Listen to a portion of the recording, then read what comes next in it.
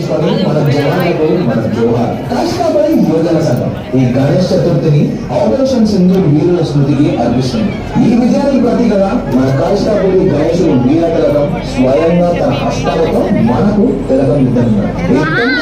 ఉగ్రవాదులు ఒక మారణ హోమం సృష్టించారు. నిమిషంలో 26 మందిని కాల్చి చంపేశారు. అందులో 25 మంది పర్యాటకులు. అక్కడ మనుషులను చంపే ముందు కూడా హిందువులని కన్ఫర్మ్ చేసుకొని టార్గెట్ చేసి మరీ చంపేశారు. హిందూ మహిళలు తమ కళ్ళ ముందే తమ భర్తలు చనిపోవడం చూసి రోధిస్తున్నారు. కర్ణాటకకు చెందిన మంచాంతర వ్యక్తిని షూట్ చేసి తన భార్యను మాత్రం ఉగ్రవాదులు చంపలేదు. చంపకుండా నవ్వుతూ నేను చంపడం లేదు వెళ్ళి మోడీ చెప్పుకొని ఎక్కిరించారు. ల్యాండింగ్ ఆఫీసర్ వినయ్ నర్వాల్ భార్య హిమాంశి నర్వాల్ తన హస్బెండ్ డెడ్ బాడీ దగ్గర రోధిస్తూ కూర్చొని ఫోటోని ఇంటర్నెట్ షేర్ చేసింది. జస్ట్ 6 రోజుల ముందు పెళ్ళైన అమ్మాయి బహిరంగ వచ్చింది. కానీ ఆ రోజు తన చేతికి వేసుకున్న గాజులు ఆ రక్తపాతానికి సాక్ష్యంగా నిలిచాయి. ఈ దృశ్యం ప్రతి భారతీయుని హృదయంలో ఒక అగ్ని జ్వాలంగా వెలిగింది. ఈ దుర్ఘటన భారతదేశంలో మరవలేని వేదనగా నిలిచింది. అప్పుడు అసలైన యుద్ధం మొదలైంది. ప్రైమ్ మినిస్టర్ నరేంద్ర మోడీ గారు ఒక ప్రకటన చేశారు. ఈ దాడికి పాల్గొన్న ఎవరిని వదిలిపెట్టాం,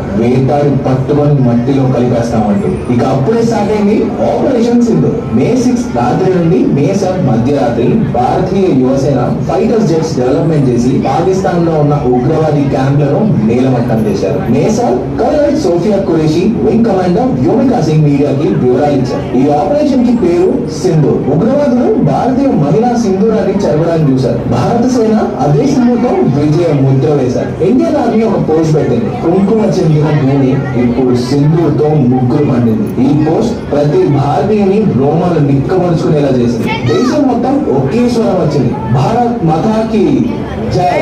మే 7 రాత్రి పాకిస్తాన్ రిటాలియేట్ చేద్దామని జమ్మూ, ఉధంపూర్, అఖ్నూర్, పూంచ్, జైసల్మీర్, పోఖ్రాన్, పఠాన్కోట్, జలంధర్ అన్ని ప్రదేశాలు టార్గెట్ చేస్తూ డ్రోన్స్ అండ్ మిసైల్స్ పంపింది. కానీ మన ఇండియన్ ఆర్మీ వాటిని ఇంటర్సెప్ట్ చేసి మిసైల్స్ అన్ని న్యూట్రలైజ్ చేసి పాకిస్తాన్ ప్రయత్నం అన్ని వైపులా విఫలమయ్యాయి. తర్వాత సీజ్ ఫైర్ కు ఇండియా, పాకిస్తాన్ అగ్రి అయ్యాయి. కానీ మన భారత శ్రీ కన్నీటి చుక్క ఇంకా కరగలేదు. ఆ సింధూర్ తో కలిసిన రక్తం భారత సేన విజయాన్ని రగిలేలా చేసింది. ఈ మహా పోరాటంలో BrahMos, S-400 Rafale jets, Poonch, Jaisalmer, Pokhran, Pathankot,